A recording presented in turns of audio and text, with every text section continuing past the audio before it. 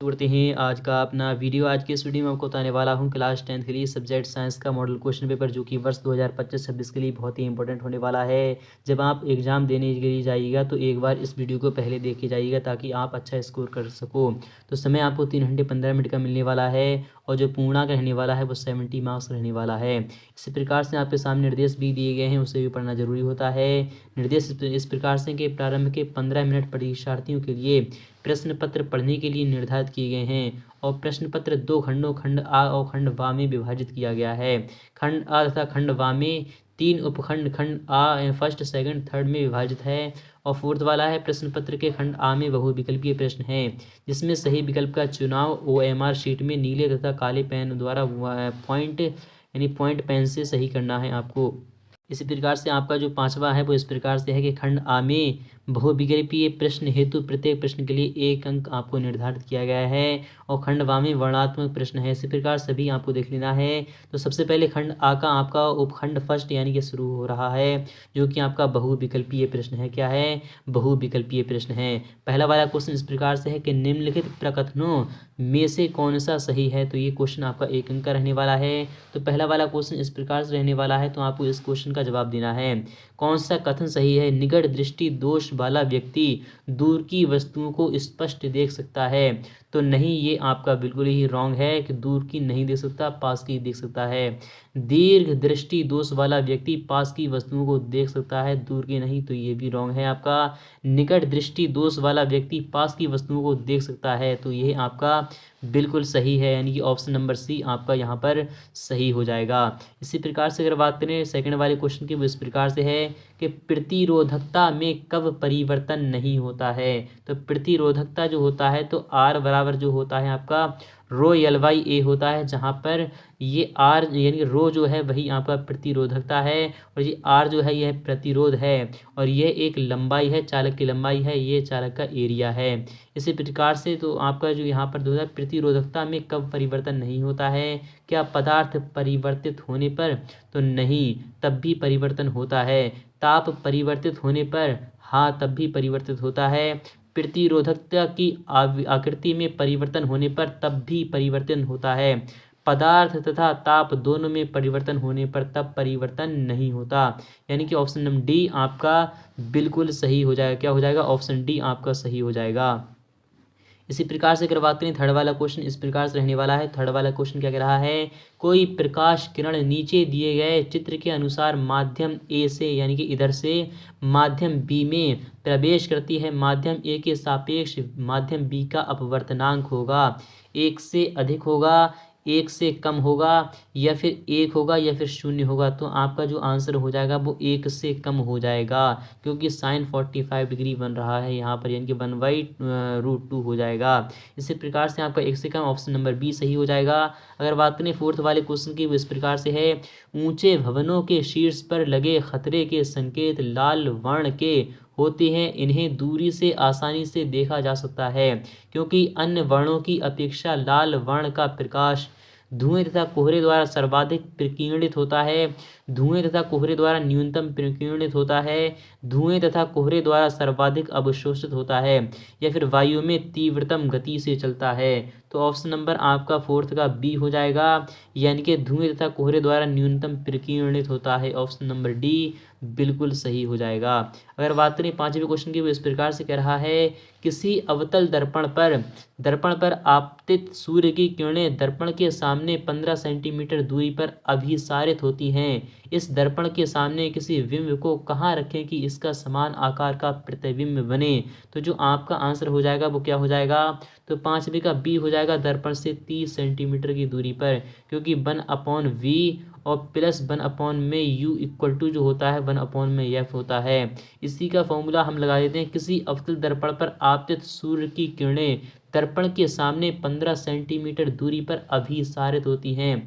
अपसारित यानी कि आना, अभिसारित यानी कि जाना। तो जाती किससे हैं? तो किससे जाती हैं? तो इसी प्रकार से आपको देख लेना है और पूरा कंप्लीट जब हम सॉल्व करते हैं तो आपका दर्पण से 30 सेंटीमीटर दूरी पर ऑप्शन नंबर बी यहाँ पर इसका आंसर निकल के आता है। अगर बात करें 6 नंबर क्वेश्चन की, वो इस प्रकार से रहने वाला है, किसी विद्युत बल्ब का अनुमानतक यानी अनुमानतक जो है आपका वो 220 वोल्ट और 100 यानी कि 100 वॉट है। जब इसे 110 वोल्ट पर प्रचालित करते हैं तब इसके द्वारा उपयुक्त शक्ति कितनी होती है। तो 6 नंबर क्वेश्चन का जो आंसर हो जाएगा आपका ऑप्शन नंबर डी हो जाएगा, 25 वॉट हो जाएगा, क्योंकि P बराबर जो होता है आपका BI होता है। क्या होता है? BI होता है।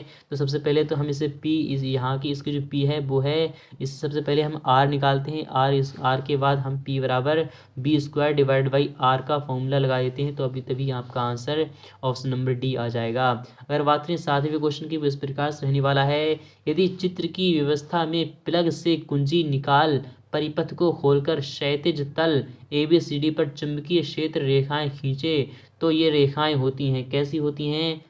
तो आपका 7वें क्वेश्चन का जो आंसर हो जाएगा वो क्या हो जाएगा। तो सबसे पहले हम देख लेते हैं, क्या संकेंद्रीय वृत्त होती हैं या फिर दीर्घ वृत्ताकार होती हैं या फिर एक दूसरे से समांतर सरल रेखाएं होती हैं या फिर बिंदु O से निकट संकेंद्रीय वृत्त परंतु दूर जाने पर दीर्घ वृत्ताकार होती हैं।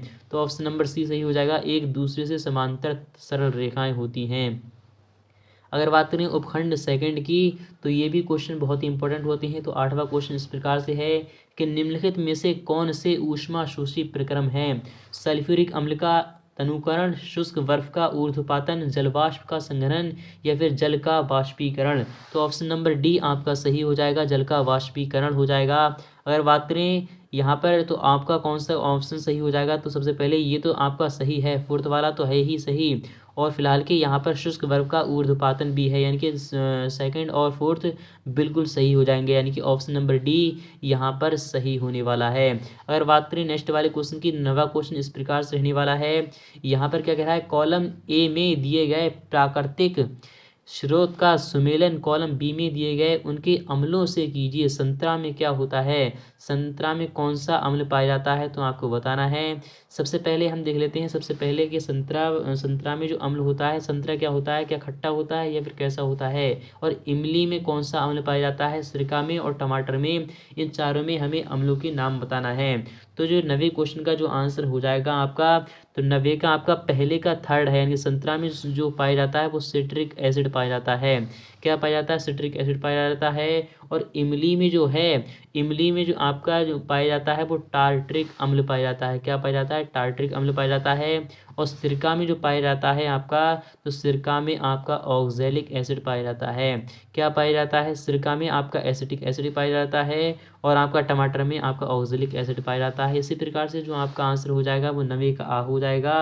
अगर बात करें 10वें क्वेश्चन की, वो भी देख लीजिएगा। 10वां क्वेश्चन आपके सामने इस प्रकार से रहने वाला है कि अभिकथन सोडियम हाइड्रोजन कार्बोनेट एंटासिड का एक संघटक है, क्या यह सही है या फिर तर्क देखिए। क्षारीय होने के कारण यह पेट में अम्ल की अधिकता को उदासीन करके राहत पहुंचाता है। तो कौन कौन से ऑप्शन सही हो जाएंगे। तो सबसे पहले हम देख लेते हैं 10 का बी, अभिकथन और तर्क दोनों सही हैं तथा तर्क अभिकथन का सही स्पष्टीकरण है। तो ये भी आपका सही है, इनके ऑप्शन नंबर बी सही हो जाएगा।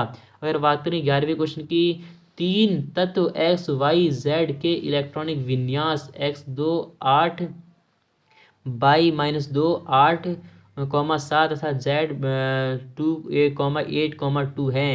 यानी कि x जो है आपका 2, 8 है, ये क्या है, इसके 10 हो जाएंगे। यानी कि 10 जो होते हैं वो किसके होते हैं, तो किसके होते हैं, नियॉन के होते हैं। किसके होते हैं, नियॉन के होते हैं। 2, 8, 7 ये क्या होते हैं, क्लोरीन के होते हैं। क्या होते हैं, ये क्लोरीन के होते हैं, क्योंकि ये 17 हो गए। और 2, 8, 2 ये 12 किसके होते हैं, तो ये 12 मैग्नीशियम के होते हैं। किसके होते हैं, मैग्नीशियम के होते हैं। तो ये यानी कि जो Z है वो तो आपका एक धातु है, Z जो है एक धातु है। और Y क्या है, Y एक अधातु है। क्या है, Y एक अधातु है और Z एक धातु है। ऑप्शन नंबर डी आपका सही हो जाएगा। क्या हो जाएगा, 11वें का ऑप्शन नंबर आपका क्या हो जाएगा, Z क्या है, Z देख लीजिए, Z एक अधातु है या फिर क्या धातु है। सबसे पहले Z आपका सही हो जाएगा, यानी कि Z यानी कि एक Z एक क्या है, Z एक धातु है और क्या है, Y एक अधातु है। ऑप्शन नंबर डी आपका यहाँ पर सही होने वाला है। अगर बात करें यहाँ पर 12वें क्वेश्चन की कि CH3CH2OH जब यानी कि जो एथेनॉल है जब उसका हम क्षारीय कैमनोफोर प्लस हीट देते हैं हम उसे, तो हमें क्या मिलता है, हमें एसिटिक एसिड प्राप्त होता है। उपरोक्त अभिक्रिया में क्षारीय कैमनोफोर किस रूप में कार्य करता है? ऑक्सीकारक, उत्प्रेरक, निर्जलीकारक, अपचायक। तो आपका आंसर हो जाएगा वो हो जाएगा बी, यानी कि ऑक्सीकारक के रूप में कार्य करता है। ऑप्शन नंबर बी आपका सही हो जाएगा। इसी प्रकार से यहाँ पर है ब्यूटेनोइक अम्ल का सही संरचना सूत्र है। ब्यूटेनोइक अम्ल का सही संरचना सूत्र जो हो जाएगा आपका CH3 CH2 C और COOH, यानी कि ऑप्शन नंबर आपका यहाँ पर सी सही होना चाहिए। क्या होना चाहिए? सही सूत्र आपका जो हो जाएगा वो ऑप्शन नंबर सी सही हो जाएगा। CH3 CH2 CH2OH आपका ये सूत्र सही हो जाएगा। अगर इसी प्रकार से बात करें नेक्स्ट नंबर क्वेश्चन की, नेक्स्ट वाला क्वेश्चन इस प्रकार से देख लीजिएगा। थर्ड आपका उपखंड थर्ड यहाँ से शुरू हो रहा है। यदि लार में लार एमाइलेज की कमी हो तब मुख गुहा में कौन सी घटना प्रभावित होगी? तो जो आपका आंसर हो जाएगा, क्या प्रोटीनों का अमीनो अम्ल में विघटित होना, स्टार्च का शर्करा में विघटित होना, वसाओं का वसा अम्लों और ग्लिसरॉल में विघटित होना, विटामिनों का अवशोषण। तो जो आपका आंसर हो जाएगा स्टार्च का शर्कराओं में विघटित होना, ऑप्शन नंबर बी सही हो जाएगा। इसी प्रकार से अगर बात करें 15वें क्वेश्चन की, अभिकथन इस प्रकार से है कि कुछ जीव अवायु यानी कि अवायवीय श्वसन करते हैं, और वर्णन है ऑक्सीजन की अनुपस्थिति में यीस्ट में 6 कार्बन वाले अणु, ग्लूकोज का 3 कार्बन वाले अणु पाइरूवेट में विखंडन होता है, तत्पश्चात पाइरूवेट इथेनॉल तथा कार्बन डाइऑक्साइड में परिवर्तित हो सकता है। उपरोक्त अभिकथन तथा वर्णन को ध्यानपूर्वक अध्ययन करें एवं निम्नलिखित में से सही विकल्प का चयन करें।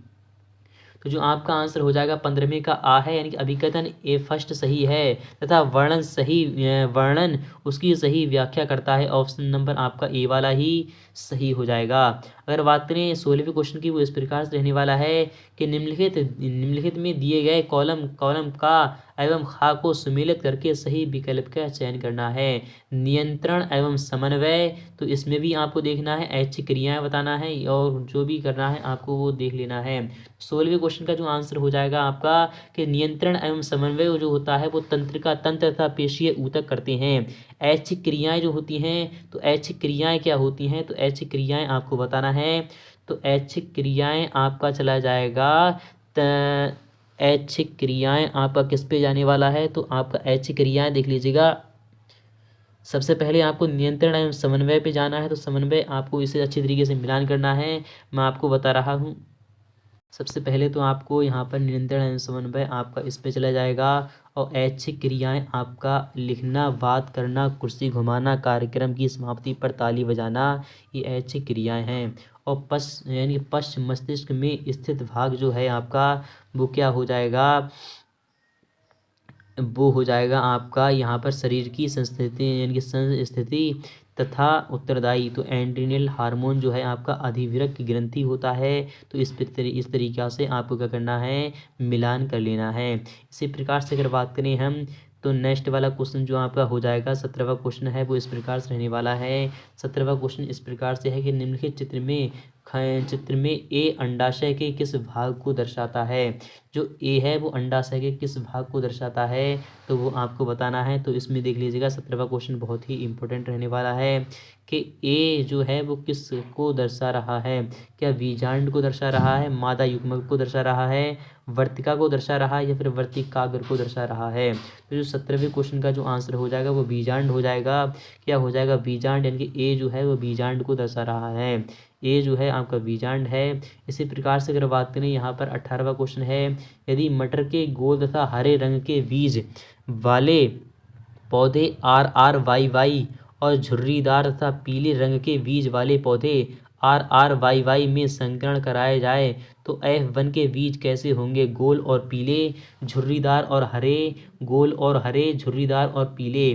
तो 18वें क्वेश्चन का जो आंसर हो जाएगा आपका गोल और हरे हो जाएगा, यानी कि आपका ऑप्शन नंबर सी सही हो जाएगा। अगर बात करें 19वें क्वेश्चन की, निम्नलिखित चित्र किससे संबंधित है?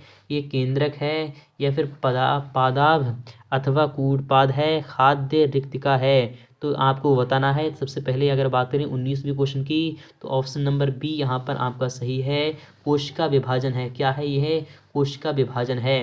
इसी प्रकार से अगर बात करें 20वीं क्वेश्चन की, ऊर्जा प्रवाह होता है बहुदिशीय, एक दिशिक, तीन दिशिक, इनमें से कोई नहीं। तो 20वीं क्वेश्चन का जो आंसर है तो एक दिशिक होता है, ऊर्जा प्रवाह जो होता है एक ही दिशा में होता है। ऑप्शन नंबर बी आपका सही हो जाएगा। खंडवा इस प्रकार से है, आपको बताना है और अच्छे तरीके से ये कंप्लीट करके जाना है। पूरा का पूरा मॉडल क्वेश्चन पेपर देख लीजिएगा। मैं सभी वैकल्पिक क्वेश्चन को बहुत अच्छी तरीके से डिटेल के साथ बताने वाला हूँ। अगर आपको चाहिए तो कमेंट सेक्शन में आपको बताना है, फुल सॉल्यूशन मैं आपको कंप्लीटली सॉल्यूशन दे दूंगा। तब तक के लिए थैंक यू, बाय बाय।